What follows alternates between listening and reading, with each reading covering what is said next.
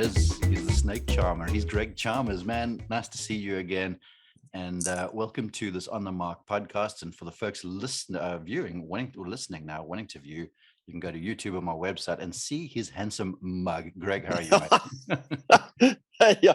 Oh my, you're a poor judge. Anyway, here we go. Well, thanks for having me, mate. Yeah, thanks, man. Quick backstory, folks. We were sharing a giggle before I hit record, Greg and I, and I'm in Canada. He was in Canada back home teaching golf. He's back home teaching golf now. And I sent a message to my wife saying, I love her madly. And then I sent a message to Greg when we landed saying, love to connect. And I happened to send a message that was meant for my wife to Greg. And I get back, well, I love you too, Mark. And so quick, we had a good laugh, Greg. I'm telling you, I had so many things go through my mind. I thought this guy, I could really get in trouble here. But no, and for everyone listening too, understand what Mark and I have known. Mark used to be my manager for a short period of time when he worked for IMG years and years ago when I was in Europe. So we have a long, long history. So happy to chat, mate. Let's get after it. Absolutely. Well, let's put you into context, please. I mean, I've known you since you were a young buck out there on the European tour. I remember traveling in a car with you and Matt Goggin to qualifying for the Open at Southport and Ainsdale. Two-time winner of the Australian Open, winner on the PGA Tour. Tell us, or the global audience, Greg, a little bit about you. Yeah, so I turned pro at 21. Been a pro for 27 years. I've played 5 major tours or 6 major tours around the world. Been in America since I had my best year on the European Tour, my third year in 1998. Had a great year that year, won the Australian Open, 25th on the Order of Merit in Europe, and finished third behind Mike Weir in the Q School to come to America. So I've been to America since 99. Had some battles in between with either poor golf or health in recent times. Got a little arthritis in my spine, which I'm dealing with, which has led me to, as I age, sort of really enjoying a lesser schedule, which might sound weird to golf fans that you actually enjoy playing less. But that's what I'm really enjoying at the moment. And a bit of teaching on the side. I teach chipping and putting through Skillest app, which I know you're aware of. And then I teach at a golf club here. I'm running out for a lesson here after we finish chatting. So I'm enjoying the transition at the moment because it's not an easy transition for golfers sometimes. And I'm hanging on tight till I turn 50, mate, so I can see if I can keep playing.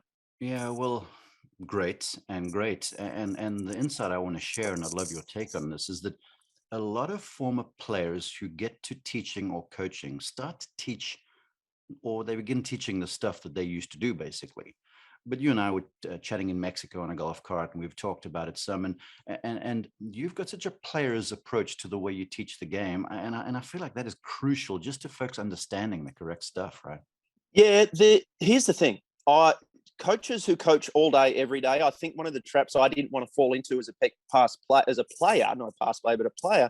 When you enter the teaching world, I didn't want to come in with the attitude that I knew everything. I simply don't. Yeah. And so I had to keep a really open mind and really learn. And I'm still always trying to learn, particularly about the areas I'm passionate about. To be honest, I'm really passionate about putting and chipping the short game and trying to get into diving into that area more. I teach my members the long game, but it's really not an area. There are lots of other people who are awesome at it that I just send people to if I get players, because I don't want to mess anybody up. Yeah. It's definitely it's very different world. And the people who are really into it and really good at it do a deep dive on it. It's a tricky spot for me at the moment because I really love the Skillest app because I can do that on the road. And I'm trying to keep I'm only halfway in the door of teaching. I'm trying to keep half a foot in the door of playing as well until I turn 50. So it's a tricky one for me. Yeah, that Skillest app is a game changer. If folks haven't downloaded, you can find it in the App Store. You can find me, you can find Greg, you can search for instructors wherever you are. And the beauty about this, Greg, if you think about it, you're a boy from Aussie, I'm from South Africa. Remember back in the day, we didn't, have golf magazines and access to all of the stuff that some folks in the States will. And now you can essentially touch base with some of the great minds in the game and get those online analyses and lessons from them. Yeah, that's right. I've actually had a couple of people, really good putters, who reached out to me through the app, and they didn't want a technique lesson, and they didn't need it, to be honest. I looked at their technique and I said, you look great. Do you just want to chat? And so we got on a little quick Zoom thing and just chat for 30 or 40 minutes about attitude, preparation, different things you can do mentally and different tricks to deal with pressure and things like that. Because it is an area of the game where I'm confident and have been very, very good at for a long, long time. So I made a living off that side of the game. So I love talking about it. And so, yeah, and I found the online community, mate, I don't know about you, but I found them very invested in getting better, not just looking for a quick fix. Hey, folks, if I had to pick 5 guys to pick, who had to hold a 10-footer for my life, this man on your screen or on your whatever you're listening to right now would be on that list of 5, Greg Chalmers. So let's start there, Greg, because I said to you, I just want to share some tips for the club golfer, even the elite golfer listening to this or watching this, how they can lower their score, because we've got this advent of, wrist flexion and all this fancy stuff where you, as I say, have been a player's guy, kept the game simple, played at a high level, now teaching. So let's kick it off there. I want to ask you this. You talked about the pressure. It's one thing to practice, but and do it well. But it's another thing to get that stuff to the course and perform under pressure. So why don't you kick us off with something over there? Okay, so I recognize there's 2 different types of practice when you're doing your preparation. If you're doing technique stuff and you're, particularly as you lead into an elite level sort of stuff or high level golf, but even just a general Joe, you feel like you're hitting the ball well. Now you need to shelve that concept and forget about technique and get more into shot shaping and hitting shots and targets. And so I get into, at our level, we can't miss on the short side. So I'll be hitting draws and fades to pins, not trying to cross over onto the short side. So things like that, and look for distance control and things that you can really benefit from when you get out there on the first tee. You can pretend to play golf courses. There's nothing really new. It's just having the discipline to stay, okay, I'm not worried about my pretty golf swing now. I'm worried about draws and fades and cuts and highs and lows and all that kind of stuff. The other thing I would say to people, and my coach, my sports psych is Neil Smith, and Neil works on with his players a tee shot that is just a second serve. So you can tee down a driver or a 3-wood when you feel uncomfortable. And to give you an example, mate, we played Dominican Republic not long ago. There's a tee shot there, the 8th hole. I hate it. And I pulled my second serve out, tee down cut with a driver. And because the wind's off the left, I just hold it off. And it doesn't guarantee success, but it gives you a chance to be successful. I think a lot of people could learn from that. Yeah, they certainly could. And I think the thing that I want to highlight, and I want you to kind of embellish on a bit, Greg, is that the fact that you professional golfers winning tournaments and stuff, it's not always perfect. And sometimes you over a shot that just doesn't jive, and you're like, got to get by the thing. And that's when the decision making and that second serve are paramount to success. Yeah, absolutely. The real-time decisions and real-time awareness of how you feel about what's about to happen. You can look at it like you can think red light, green light, orange light pins or situations and have options there. There will be times, and also pre-plan for what you're going to do when you're uncomfortable. And welcome the uncomfortable, because easy things aren't fun. If it's too easy, you wouldn't do it. So I was always taught just to say thank you for the challenge, because this game is extremely challenging. So I just say to myself, hey, thanks for this. I really need this. And instead of the mind racing down this world of, oh no, I hate this, I'm really uncomfortable, just take a second to sort of welcome it and then appreciate the challenge, and then try and find an option that you can do. And you can't guarantee success, but you're just trying to get to a place where you can give yourself a chance to be successful in this next shot. Yeah. Hey, I want to move back a little bit, because you talked about you work on the technique and then you make it about hitting shots, shaping, high, low, draws, fades, all of the stuff. What do you say to General Joe, as you call him, who's now, or Simple Sally? I know that sounds bad. Leave me alone. What do you say to them to say, oh, Greg, all fine and dandy, but all I can hit is a slice? What do you say to that guy? Yeah, perfect. Trust the slice. Right. Don't go out in the golf course and try and do something that you can't do. I might practice. Honestly, I've been a drawer all of my life as a lefty, a left to right ball flight. I might go 6 months and never hit a fade on the golf course. Really? Because I don't trust it. Oh, absolutely. Particularly with irons. With the driver, I might do that tee down option. It's very easy for me. But as the loft goes up, it gets harder and harder for me to fade it. And I might go ages and not hit a fade, so I just trust the draw. And so that means I have to have, for want of a better term, a big set of balls and aim in trouble and draw it into good spots. And I play with people and you can see them, they have, a lot of amateurs have a cut, And if there's trouble down the left, they don't have the courage to aim at the trouble, to cut it in the fairway. Yeah. If you have a stock shot, you've got to trust that stock shot. That's my take. And then to add to that too, I've always maintained, and when I've taught golf through my career, that the shot that you're over is essentially going to be defined by the following shot. So yes, give this one that you're over your best, but don't hang the moon and the stars on the thing, because as you hit it, there's still another one to come, right? Right. And that's the thing, is that those real-time decisions, a couple of things I wanted to touch on. You can't make two big mistakes in a row, right? And also recognize the difference between a bad plan and bad execution. You're going to have bad execution, but you can't afford to have a terrible plan, right? So if you're standing on a tee and you cut the ball as a right-hander and there's out of bounds all down the left, and your plan is to aim right and then cut it further right, well, that's a bad plan. But if your plan was just aim down the left side and trust your cut and you don't pull it off, well, okay, but you had bad execution, but you had a decent plan, right? Yeah. So there's plenty of situations like that I see where I'm like, dude, this is just a terrible plan. Like you're putting yourself in a situation, you're only going to pull it off 1 out of 100. So that's the kind of thing I talk about. That's simple genius, really, is what it is. I want to add to that because, we touched on it. The pressure is just a magnifier, and it magnifies everything, and your body feels different, your mind's racing and stuff. But essentially what it does is it gets you out of the term you use, gets you out of the process a little bit. So talk to the pressure in dealing with that stuff, because you've made putts to win PGA Tour events. You've hit tee shots that were uncomfortable when it's coming down the stretch in a major event. Tell us about that, please. Yeah, so I treat anxiety and pressure like sort of like a train going down the tracks. Once it gets really in momentum, it's hard to control.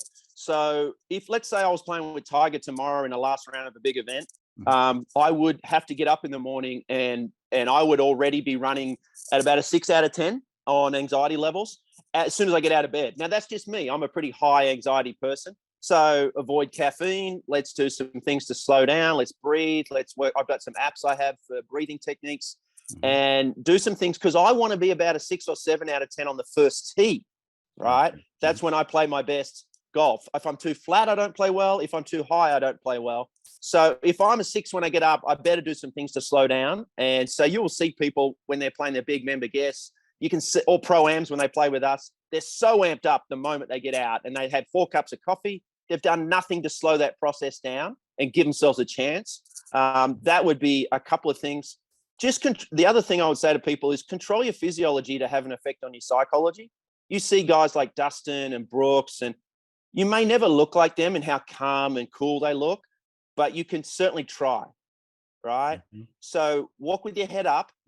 Hunters walk with their head up. Prey walks with its head down, chest out, and then breathe and look around.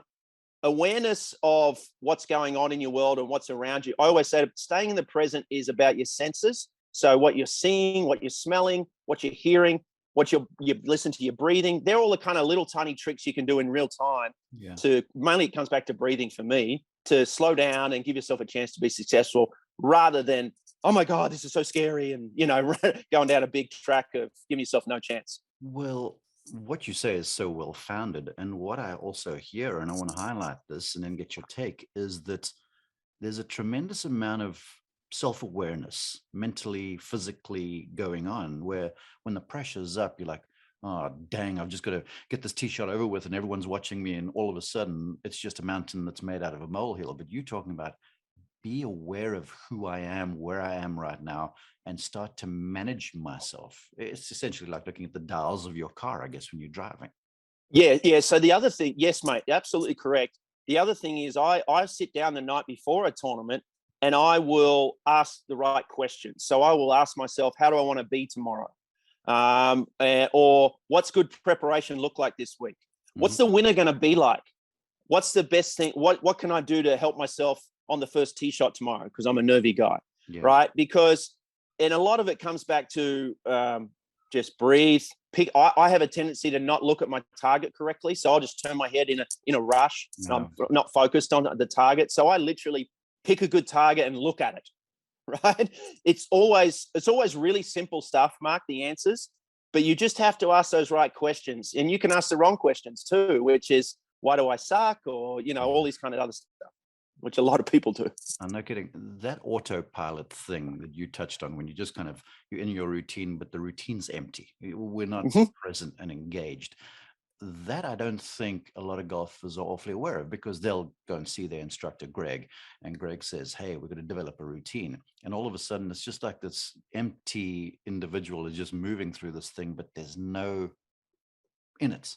There has to be some specificity to it, if that's the right word. I don't know if it is a word, but yeah, you have to be really specific and say, because I'll ask people, what are you aiming? What's your target here? Right. And they'll stand the fairway. And I'm like, no, let's nut that down to the tree limb on the corner of the bunker, or something really focused. Mm-hmm. It's the difference between hard eye focus and soft eye focus. It's sort of looking at something really zoned in on the one little tiny bit versus a whole picture of the whole area. Be really specific about where you want the ball to go.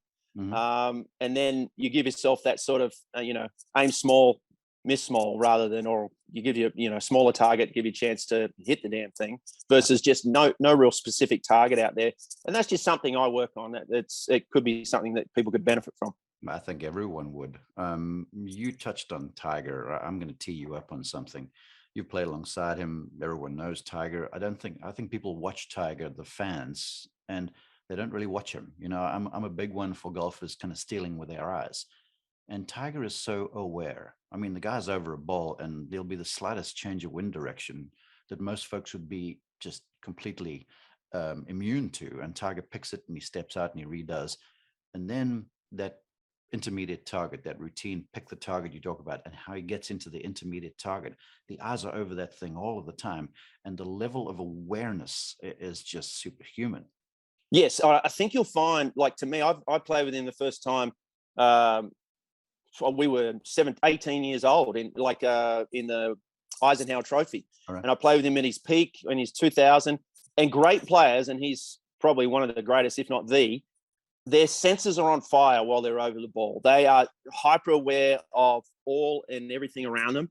And so when I say that, you're talking about wind changes, different, feelings and lie angles, and they can feel things in their feet. They're just very, very good at doing those little micro adjustments that a lot of people just don't even, note when they're standing over the ball. So it is definitely something you can either factor into your pre-shot routine and sort of make sure. I look at the lie and I look at the wind and all that stuff, all the information I'm gathering, and I just note it. I just like, oh, this lie's on a side hill. This ball will go left or right, 10-2 or, whatever wind direction. And if it changes over, you have to have a point in the routine where you're like, okay, I think I'll step back here because something's happened that's freaking me out. Yeah.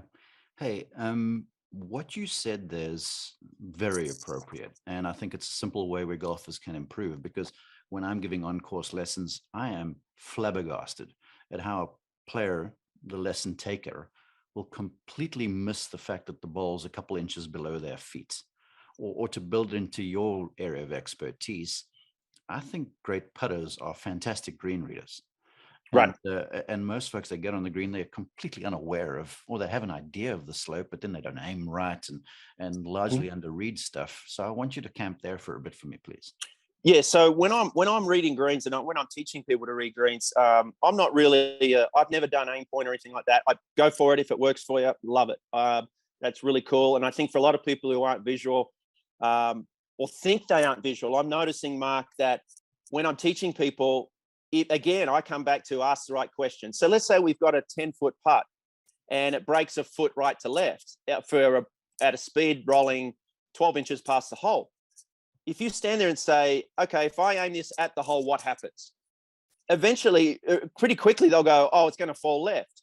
Mm-hmm. Now, the window of opportunities outside the right edge, we know now through rolling balls down ramps and things like that, there's a very wide margin for speed options and line options outside that right edge. And what I do is I get over the ball in my routine, and I use the line now because as I've gotten older, I don't see the lines as well as I used to. But I use the line, and I kind of just make sure I point it in a direction that I feel really comfortable. Mm-hmm. And usually you just got to start to recognize your tendencies. If you start to miss the ball low a lot, recognize that you tend to underread. So, and also know that once it's low, it's no chance to go in, and it is going further away from the hole quicker, right? So I am a chronic overreader of big breaking putts if I can.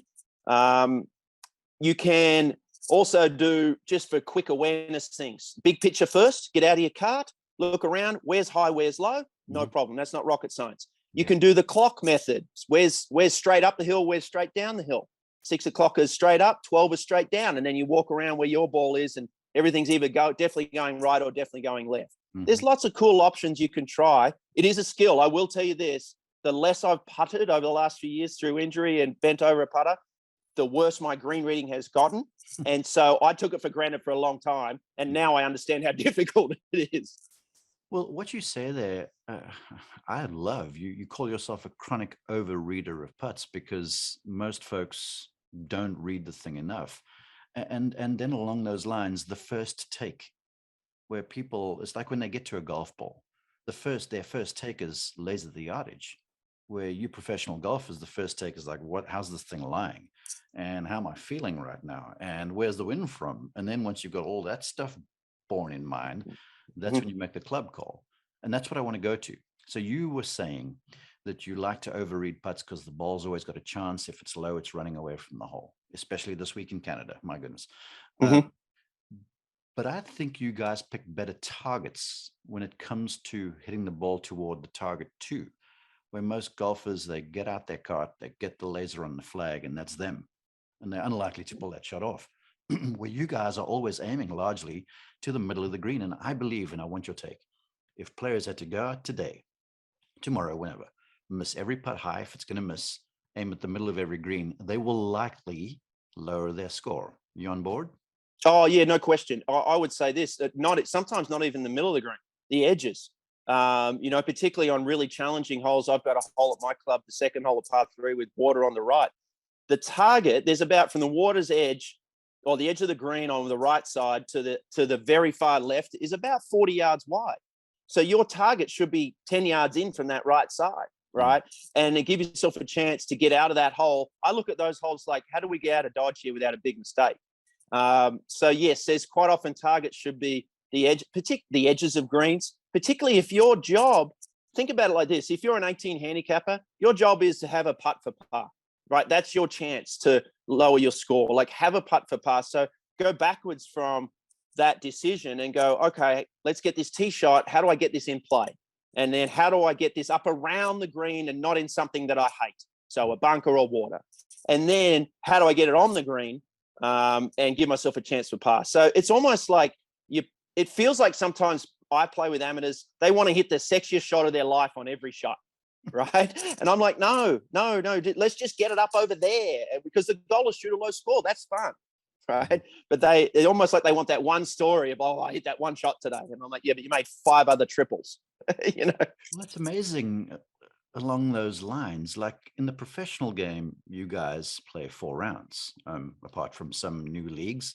And the 4 rounds, when you win events or when you contend in events, it's highly likely, it's almost guaranteed that there will be a day or maybe a stretch of holes that you just don't have your best stuff. And essentially, you're trying to tread water for a while and not do yourself in. Correct. The golfer learning from this needs to realize that there'll be that patch tearing around where it's not just fire away. You've got to somehow cobble something together and just stay alive. Yes, and recognize that, yes, you're going to have, in an 18-hole span, the days where it goes perfectly, ride that train, have fun, enjoy it. But they are rare. You are not going to flush it all day. You will have shots that challenge you. You will have moments that are really challenging. You will have decisions that frustrate you. That is what the game is about. You have to welcome that challenge rather than, I can't believe I did this. Well, that's what makes people miserable. It's supposed to be fun, right? So recognize and enjoy the challenge, and know that you're going to have 3-hole stretches or 6-hole stretches and sometimes 18-hole stretches where you're just like, man, this is really hard today. Let's just try and, take our B game or C game and get it to the house. It's the opportunity to allow other clubs in your bag to excel. Now, I use the term, I sometimes use it on the air, I'm like, okay, ex-player, we'll call him Greg, is giving the putter a chance to be the superstar right now. Because sometimes, like Rory, the driver is the star, and we all want to be like that. You and I come from an Adam Scott era, and that guy fell out of heaven swinging a golf club and drove the thing like Adonis, and the irons would be, the story. Okay, I'll stop. But then there's you, and there's Aaron Baddeley, and there's guys on the greens that are just so sound, and it seems so uncluttered. Like I watch Bads and I watch you. It's like, see the line, pick the line, over the ball, no worries, pull a trigger. Okay. Mm-hmm. Mm-hmm. I want you to help folks with that, because we all want to make more putts. I feel like it's low hanging fruit. Mm-hmm. Then you over that putt that means something, and then all of a sudden it's like, well, I better not miss, and I've got to make, and I've got to do this. Mm-hmm. There's an element of simplicity that I think you bring that will help folks to improve. Yeah, so it's funny you chose Bads, because we were both taught by Dale Lynch, and Dale, I learned an awful lot about putting from Dale, because one of the things he teaches is just, and he learned it from a guy named, I think his name's Cameron Strachan. Anyway, it's basically automatic golf, look and go. There has to be a point, and at the very least, I recommend this for amateurs on the putting green, just practicing. And I'll tell you a story. I was and Faxon is big on this too. He's big on constant motion. He's big on, don't spend a long time over that golf ball. There has to be a point where you just trust that you're going to perform. Think of it like throwing a ball to a moving target. That's kind of how I treat putting, and Bads does, and I think Fax does a little bit. Fax was putting in LA, and he's literally just walking up on the green, just hitting putts. He's not even looking at the read. He's not bending down. He's just walk in, hit it, walk over, hit it. I said, Fax, what are you doing? He said, I'm practicing not caring. Right. And so there has to be an element of give over to your abilities to roll it on the line. If thinking more doesn't help you, then don't think more. Right. That's what I say to myself. I say to myself, Greg, don't think you're not very good at it. So that's just my takeaway. So I try and really give over. And when I'm over the ball, my look down the line, that's just a trigger. I just turn my head. I go 1, 2, 1, 2. I just think tempo, and I go. I've done all the work. It's time to just go. Yeah, I love it. I've kept you for a long time. I'm thankful for the way we've just glossed around this stuff, but there's been gold that you've laid out there for folks to improve. I want you now to talk earnestly to the golfer who wants to lower their score. And not everyone gets to practice, but practice is recommendable, and make the time count. So I want you to say to the folks, look them in the eye and go, okay, you're going to lower your score if you go to your club and do this when you're preparing. Okay, here we go. If you're blessed enough to have the option at a club that has, any of our technology now, and you can find out how far you hit the ball, please do it. And don't go for that one time you hit the 7-9, flushed it and hit it. Go for like a trend, because the amount of times I play with people and they're hitting clubs, and I'm like, no, that's the shot I'd hit. You need to take 2 more clubs than that. They're never close to pin height, right? And then learn the lesson. Right. If you get out there and you're short, okay, your tendency is to underclub. So let's start to learn that lesson as quickly as possible. Right. And then I would say manage your expectations a bit. If you only hit 3 putts before you play, the game is supposed to be fun. So when you roll it 10 feet by on the first hole, well, I'm sorry, you didn't put much love into it and you didn't have time to, and that's fine. But don't expect to have perfect distance control. Right. Just go and enjoy the fact you're going to roll a few short. You're going to roll a few long, and just manage your expectations a little bit there. And I would say, like I said earlier, please don't make two big mistakes in a row. Get it back in play. We tend to, think we're going to hit the sexiest shot ever from this recovery shot. I would just say, let's get it back in play, particularly if you have a handicap that gives you a few shots up your sleeve. And I think that's all I wrote down here today, mate. I think that's about enough for people. But one more, just to follow up to that. If the golfers viewing, listening are going to practice, what sort of ratio would you give the guy? He's got an hour. The lady, she's got an hour to practice. Say to them, okay, we're not just going to hit drivers. What is the breakdown you would do between long and short game? I would say this: the low-hanging fruit is always, to me, the short game, unless you're awesome at it. Like the vast majority of amateurs I'm finding aren't very good at chipping and putting. And so I would say spend a little time, either talk to your pro about, okay, what have I got to work on? the big thing I'm seeing in my teaching world, people not willing to try new movement. Like, experiment a little bit. Like, if you don't like the way the club moves, goof around and sort of see, well, what if I move in this fashion or that? But you might find a shot that it's kind of more comfortable, or experiment with ball flight. So yeah, but I would say the ratio for me, for most amateurs, I would say please spend at least 60% of your time on your short game, and then, you know, go hit some shots that you like to hit. It's sexy to practice your driver, and it feels good. You know, you tend to move towards the things, away from the things that are your weaknesses and towards the things that you love to practice. I do it myself. I practice putting a lot because I love doing it. I should practice my irons. And it's okay to fail when you're practicing. You don't have to look Yes. perfect in front of your buddies. Yes, it's amazing to me the amount of people I'm teaching at the moment, and I'm like, you know, it's okay to try this new stuff. We're on the range. Mm-hmm. Like, who cares if it goes out of bounds? We might find out something, and you know, they're like, oh no, I don't want to do. I'm like, it's okay to try a new movement. Let's just see what our body's capable of, and so there's a lot of people, I think they want to hit a perfect shot on the range, and I'm like, oh, it's okay to try new stuff, and we might find out that we can move in a different fashion and see what happens.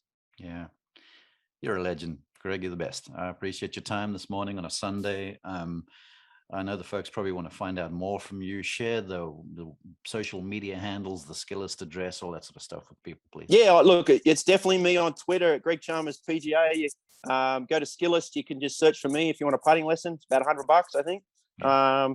You know, and then if you have a chance, we didn't mention it, but if you're ever thinking about charities, I've got a charity for children with autism because my son's on the spectrum, maximumchances.org, and we are a very sort of easy way in giving back to the community here, for the autism community.